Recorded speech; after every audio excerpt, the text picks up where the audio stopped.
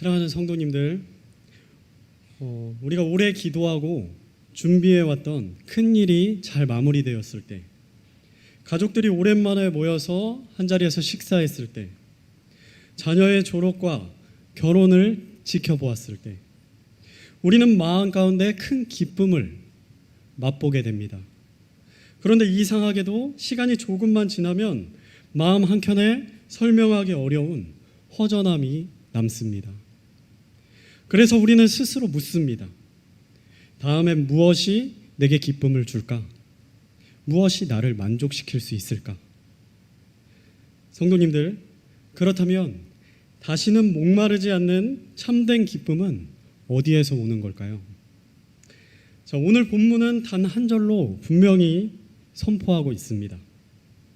주 앞에는 충만한 기쁨이 있고 주의 오른편에는 영원토록 즐거움이 있나이다. 이 말씀이 오늘 이 기쁨이 어디에 있는지에 대한 분명한 우리의 답이 되기 바랍니다.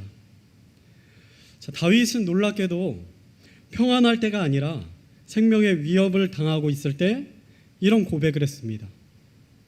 다윗은 1절에서 주는 나의 피난처, 5절에서 주는 나의 상속 유업과 자네 몫이라고 그렇게 고백합니다.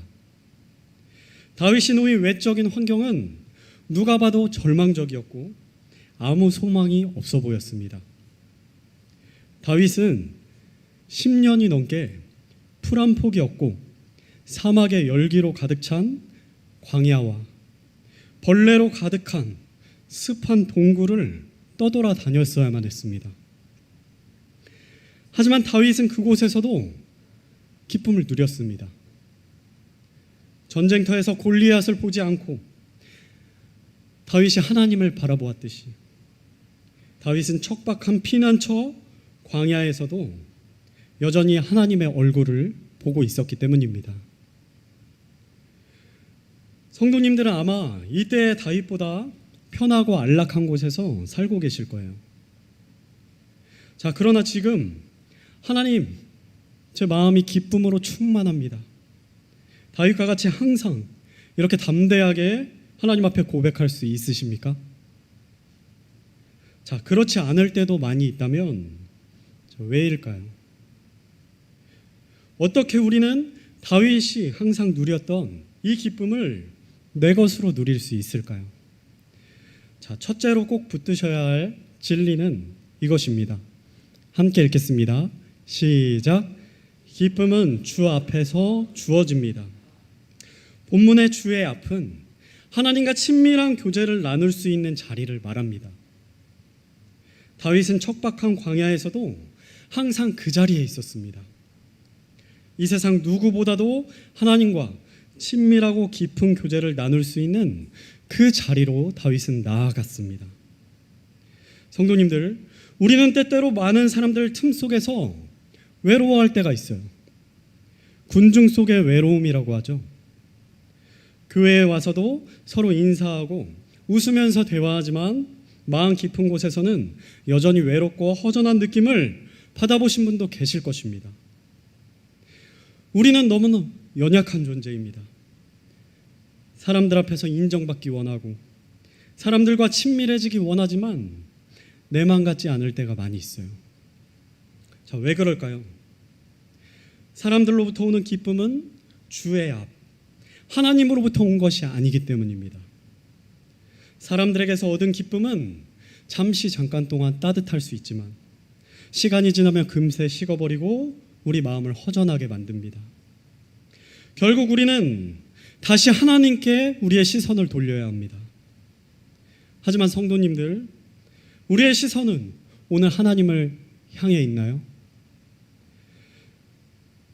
기도를 멈추면 마음이 공허해지고 말씀을 떠나면 평안이 사라진다는 것을 우리는 삶 속에서 이미 수도 없이 경험했습니다. 하나님이 없는 기쁨은 잠깐의 쾌락일 뿐 결국 우리 영혼을 더욱 메마르게 한다는 사실을 우리는 쓰라린 현실로 확인했습니다. 하지만 우리는 그것을 이미 알고 있으면서도 하나님께 우리의 온 마음을 집중하지 못하고 이 세상의 마음을 빼앗길 때가 많습니다. 안목의 정욕, 육신의 정욕, 이생의 자랑이 우리의 육신을 굳게 붙들고 있기 때문입니다. 성도님들, 요즘 어디에서 기쁨을 찾고 계십니까? 한 주간 그리고 어제 여러분의 삶은 어땠습니까? 하나님과 동행하는 삶 속에서 하나님의 기쁨을 얻으셨나요? 아니면 목마른 사슴처럼 이 세상에서 이리저리 헤매며 기쁨을 찾아 헤매셨나요? 하나님이 없다면 우리는 군중 속에서도 외롭습니다. 하지만 하나님이 우리와 함께 한다면 아무도 없는 광야에서도 우리는 기쁨을 누릴 수 있습니다. 둘째로 기억할 것은 이것입니다. 우리 함께 읽겠습니다. 시작. 아멘. 본문은 말합니다. 주의 앞에는 충만한 기쁨이 있고, 자, 어떤 기쁨이 있다고요? 충만한 기쁨, 부족함이 없이 항상 넘쳐나는 기쁨이라는 것입니다. 이 기쁨은 나에게 주어진 환경과는 상관이 없는 기쁨입니다.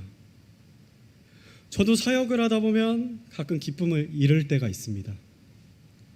밤새 졸린 눈을 비벼가며 말씀을 열심히 준비했는데 설교 중에 성도님들이 너무 은혜를 받으신 나머지 마치 사도 바울과 같이 저 멀리 셋째 하늘로 여행을 떠나신 것처럼 보일 때가 있어요. 자, 그런 분들은 저에게 돈을 주십시오. 제가 여행을 보내드렸으니 저에게 돈을 주셔야 됩니다.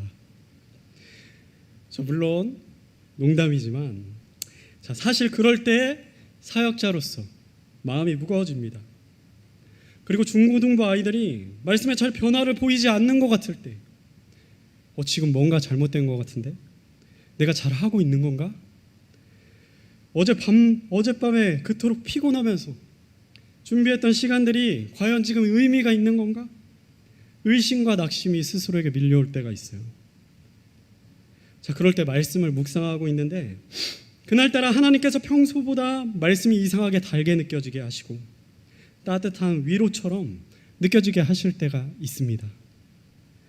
그리고 전혀 예상치 못한 날에 하나님께서 교회로 영혼을 보내주셔서 복음을 전할 기회를 주실 때가 있어요. 예상치 못한 때에 영혼이 구원받도록 부족한 저를 사용해 주실 때 다시 마음에 충만한 기쁨이 회복될 때가 있습니다. 하나님께서 주의 앞에서 회복할 수 있도록 은혜를 베풀어 주실 때 제 마음에 놀라운 기쁨이 있습니다. 하박국 선지자도 아무리 외쳐도 남유다 백성들이 마음을 돌이키지 않을 때, 무화과 나무에 열매가 없어도 외양간에 소가 없어도 나는 주로 인해 기뻐하리라 고백합니다. 그리고 바울은 감옥 안에서도 주님 안에서 항상 기뻐하라 라고 외칩니다. 자, 이들은 모두 이 환경을 보고 기뻐한 것이 아닙니다. 이 세상만 보면 전혀 기뻐할 수가 없었어요. 자, 이들은 주 앞에서 주님과의 친밀한 관계 속에서 충만한 기쁨을 누린 것입니다. 우리가 참된 기쁨을 누리기 위해서 세 번째로 잊지 말아야 할 것은 이것입니다. 함께 읽겠습니다. 시작. 본문은 말합니다. 주의 오른쪽에는 영원토록 즐거움이 있나이다. 오른쪽은 권능과 영광의 자리입니다. 다윗은 영원한 즐거움에 대해서 말합니다. 시간을 초월하고 죽음조차 넘어서는 그런 기쁨이 있다는 것입니다. 사도행전 2장에서 베드로는 오늘 본문인 시편 16편을 인용하면서 다윗이 기뻐할 수 있었던 것은 훗날 메시아 우리 예수님이 부활하실 것을 마음으로 믿었기 때문이라고 말합니다. 자, 여러분, 그 부활의 열매를 가장 크게 누리고 있는 사람이 누구일까요? 다윗인가요? 아닙니다. 바로 저와 여러분들입니다. 다윗은 언젠가 부활하실 예수님을 통해서 기쁨을 얻었지만 우리는 이미 부활하신 주님을 보았고 그분이 지금 보혜사 성령님으로 우리 마음속에 살아계십니다. 누가 그 열매를 가장 풍성하게 누리고 있나요? 바로 우리입니다. 다윗이 누렸던 그 놀랍고 충만한 기쁨은 우리가 지금 마땅히 가장 풍성하게 누리고 있어야만 할 그런 기쁨이라는 것입니다. 그런데 성도님들, 그 기쁨을 충만하게 누리고 계신가요? 그러지 못하다면 왜인가요? 우리의 시선이 기쁨의 근원이 되는 곳에 있지 않기 때문입니다. 여러분의 시선은 어디에 있습니까? 하늘입니까? 아니면 이 땅입니까? 오늘 이 질문에 대한 대답이 여러분의 기쁨을 결정할 것입니다. 말로는 하나님을 사랑한다고 고백하지만 사실 이 세상을 사랑할 때가 많지 않나요? 이 세상의 관심을 다 뺏길 때가 많지는 않았습니까? 우리는 그렇기 때문에 하나님이 약속하신 이 놀라운 기쁨, 영원한 기쁨을 다윗과 같이 내 것으로 누리지 못하고 있습니다. 그리고 이 기쁨을 성경 속에나 등장하는 다윗이나 바울같이 특별한 인물이나 누릴 수 있는 성경책 안에나 등장하는 우리와는 전혀 상관없는 그런 기쁨으로 치부해버립니다. 그렇게 우리는 말씀의 능력을 누리지 못하고 있습니다. 말씀의 결론입니다. 사랑하는 성도님들, 혹시 예배 중에도 마음이 공허하게 느껴지지 않습니까? 영혼이 메말라가고 있지는 않으십니까? 군중 속에서 외로움을 느끼고 있지 않으십니까? 그렇다면 오늘 이 시간 하나님 앞에 마음을 여십시오. 주님 앞에는 언제나 충만한 기쁨이 있고 주의 오른편에는 영원한 즐거움이 있습니다. 매일의 기쁨을 너를 위해 예비했노라 약속하시는 하나님의 그 약속을 이제는 내 것으로 붙드시기 바랍니다. 직장인들은 출근길에, 어르신들은 산책 가는 길에, 학생들은 학교나 학원 가는 길에 그렇게 기도할 수 있습니다. 잠자기 전에 감사의 제목을 적어보십시오. 작은 순종이 모여서 기쁨의 습관이 되고 그 습관들이 모여서 교회의 영적인 분위기를 바꾸게 됩니다. 주님만으로 기뻐하는 개인들이 모일 때 교회 안에서 함께 드리는 예배와 성도의 교제 속에서 기쁨이 더욱더 배가 되는 것입니다. 주님만으로 기뻐하는 자들이 함께 모여 찬송하고 말씀을 나눌 때 그 기쁨이 공동체 전체에 자연스럽게 스며들고 흘러가는 것입니다. 사랑하는 성도님들, 70년 된 우리 교회가 그런 교회가 되기 바랍니다. 기쁨이 흘러넘치는 교회가 되기 바랍니다. 우리가 누리는 이 기쁨은 우리 개인의 기쁨만이 아니라 교회를 넘어서 세상 속으로 흘러들어가야 됩니다.